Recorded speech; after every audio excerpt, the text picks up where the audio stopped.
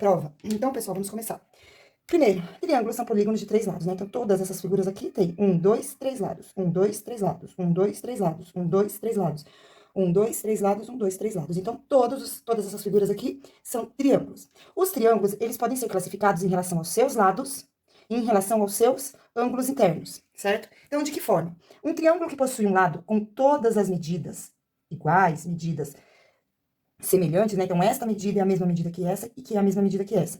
Medidas congruentes, então, todos esses lados aqui possuem o mesmo tamanho, a mesma medida. Eles são figuras que são consideradas congruentes. Então, toda vez que houver um triângulo que tem os lados, então, repare, nós estamos agora falando da classificação dos lados, tá? Então, só dos lados agora.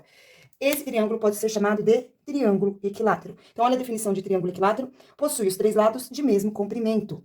Esta é a definição de triângulo equilátero.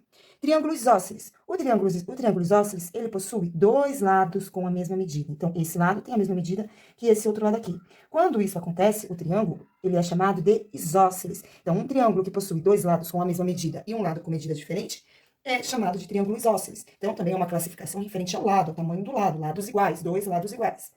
Próximo triângulo é este aqui, e o nome dele é triângulo escaleno. No triângulo escaleno, cada um dos lados vai ter uma medida diferente. Então, o triângulo escaleno é um triângulo que possui todas as medidas dos seus lados diferentes. Cada lado tem um tamanho diferente. Quando isso acontece, nós chamamos de triângulo escaleno. Então, o triângulo escaleno possui os 3 lados com comprimentos diferentes.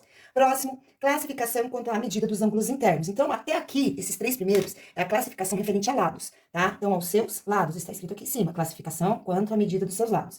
Em relação à medida dos seus ângulos internos, então, a classificação quanto à medida dos seus ângulos internos, fala o seguinte: toda vez que houver um ângulo reto, e você sabe que o ângulo reto é o ângulo de 90 graus, toda vez que o triângulo tiver um ângulo de 90 graus, esse triângulo é chamado de triângulo retângulo. Repare que dentro da palavra retângulo é possível formar a palavra reto, de ângulo reto, ângulo de 90 graus.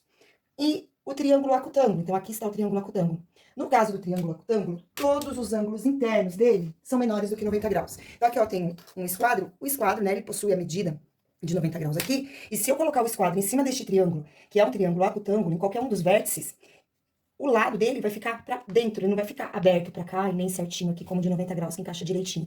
Ele vai ficar para dentro da figura. Então, esse é um ângulo agudo. Todos os ângulos de um acutângulo são agudos, tá? Todos os ângulos de um acutângulo são agudos, ou seja, ângulos menores que 90 graus. Então, ângulos agudos são ângulos menores que 90 graus.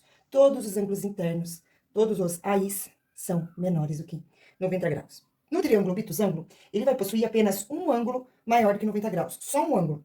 Então, observe, eu vou alinhar aqui de novo, e olha como o lado dele, quando eu alinho, ele ultrapassa, ele sai fora do esquadro. Quando eu coloquei aqui, o lado ficou escondido no meio dos números, não deu nem pra ver direito. Agora aqui não, aqui você pode observar que o lado ele tá maior. Então, quando o triângulo tem um ângulo maior do que 90 graus, o nome desse triângulo é obtusângulo, pois ele possui um ângulo obtuso, ou seja, um ângulo maior que 90 graus. Então, aqui é apenas um ângulo. Aqui são os 3 ângulos, tá? Um triângulo acutângulo são os 3 ângulos.